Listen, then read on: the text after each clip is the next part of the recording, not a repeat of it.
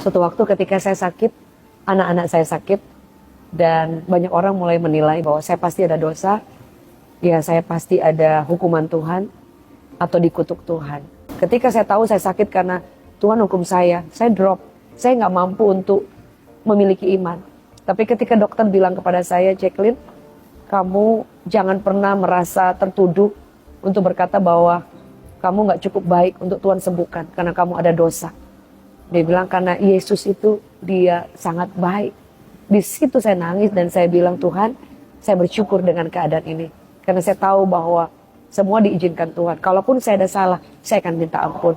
Dan saya tahu bahwa Tuhan itu mengampuni. Bukan berarti kita dituduh.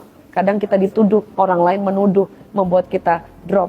Sehingga ada banyak orang yang dia justru sakit tambah parah karena merasa sendiri, karena dihakimi, karena merasa berdosa dan blame ourselves. Kita hakimi diri kita sendiri. Padahal Yesus, dia selalu bilang, aku mengasihi engkau tanpa batas. Aku mencintai engkau dengan kasih yang kekal. Sehingga yang menyembuhkan saya ketika saya tahu bahwa Bapa tidak menghukum saya. Seorang perempuan pelacur ketika dihakimi oleh orang-orang di sekitar ingin membunuh, merajam perempuan ini karena ketahuan dia melacur dan dia orang yang menyakiti hati Tuhan dengan kehidupan dosanya. Yesus justru nggak pukul dia, nggak lempar dia.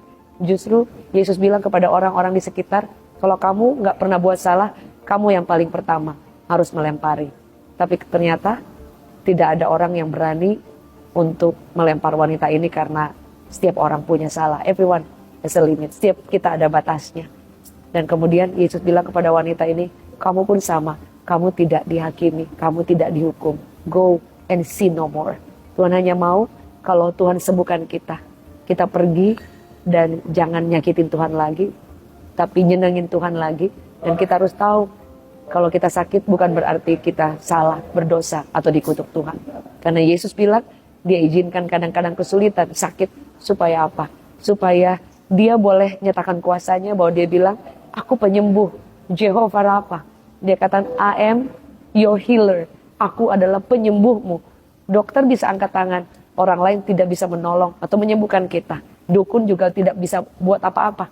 Tapi kalau Yesus yang turun tangan, dokter bilang tidak mungkin, mujizat masih terjadi. Seperti yang saya alami, seharusnya saya tidak punya kesempatan dan seharusnya mungkin impossible. Tapi ketika saya percaya dan saya memilih untuk mengucap syukur dan menyembah Tuhan, kesembuhan